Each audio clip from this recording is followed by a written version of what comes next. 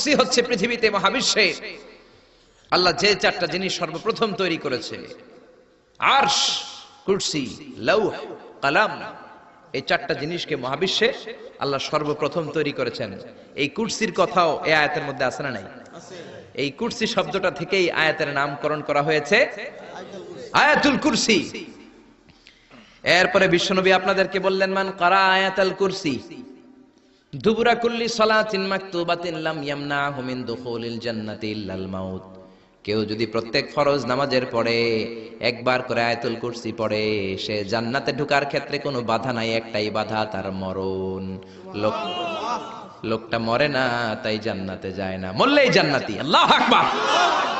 এইজন্য প্রত্যেক ফরজ নামাজের পরে আয়াতুল কুরসি পড়ার দরকার আছে না নাই? It should be a special wazifa for every Muslim at every evening and every morning. After every congregational prayer, you